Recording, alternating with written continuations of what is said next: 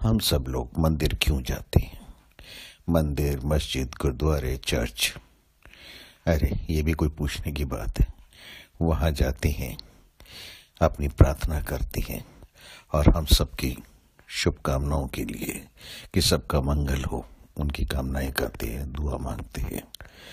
हम सच्चाई तो ये है कि हम मांग रहे हैं, चाहे अपने सुख की बात करें या दूसरों के सुख की बात करें। पर ये बताइए कि कौन किससे क्या मांग रहा है। इम्पोर्टेंट ये है कि हम मांग किससे रहे हैं।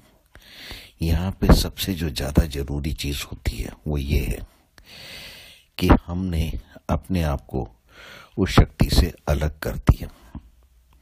इस चीज को जरा ध्यान से समझें। हम मांगने की बात कर रहे हैं तो मांगने के लिए दो आदमियों का होना जरूरी है, एक देने वाला और एक मांगने वाला। यहाँ पे जब ईश्वर हमारे अंदर ही है, शक्ति अपने अंदर है, तो यह हम दो जने हुए कहाँ पे? यहाँ तो सब कुछ हमारे अंदर ही है। अगर ध्यान से देखेंगे तो जो शक्ति है वही सब कुछ है और वही हमारे को ले जा रही है, वही हमारे को सब संचालित होकर काम क्रियाएं करवा रही है।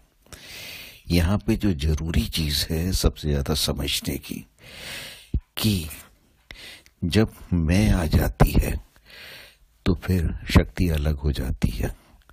हम क्या कहते हैं, मैं मंदिर जा रहा हूँ, मैं गुरुद्वारे जा रहा हूँ, मैं चर्च जा रहा हूँ या मैं मस्जिद जा रहा हूँ, मैंने ये दुआ करी, मैंने ये प्रार्थना, मैंने ये मन्नत मानी। यानी आपने अपने सुख या दूसरों के सुख की कामना करी किसी और के सामने कि वो ध्यान रखें। इसका मतलब हमने सबसे पहले गलती करी, अपने से शक्ति को अलग किया। पर ये बताइए वो अलग कहाँ है? शक्ति तो हमारे अंदर ही है।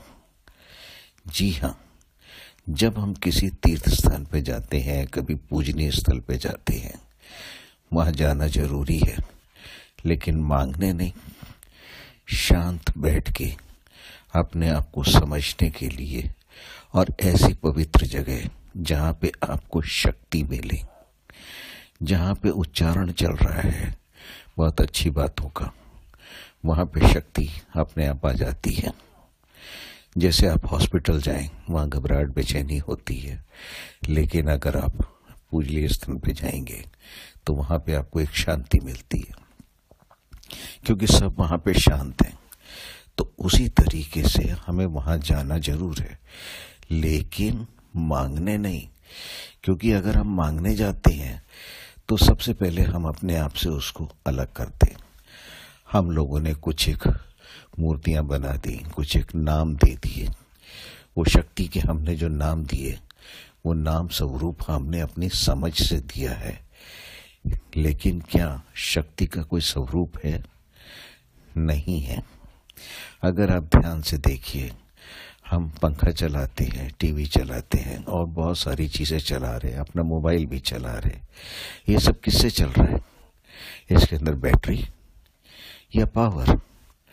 लेकिन क्या आप उस पावर को देख सकते हैं? जी नहीं। वो संचालित करता है, उस सिस्टम को चलाता है, लेकिन उस शक्ति का आप अनुभव कर सकते हैं।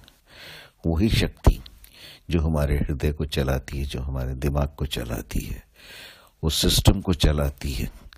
लेकिन उस सिस्टम को चलाने के लिए जो ऊर्जा चाहिए वो हमारी सिर्फ सूर्य शक्ति है। और सूर्य को अगर आप पहचान लें तो उसकी शक्ति को आप देख लें तो आनंद आ जाएगा। और आप यकीन मानिए कि आप अपनी ही शक्ति को अपने ही अंदर पहचान लेंगे, और उसके बाद हमें कहीं जाके मांगने की जरूरत नहीं है, क्योंकि हम उस शक्ति से अलग नहीं है, हम ही वो शक्ति हैं। शक्ति ही संचालित हो रही है जो हमारे को दिमाग को चलाती है और हम सब कुछ सोचते हैं।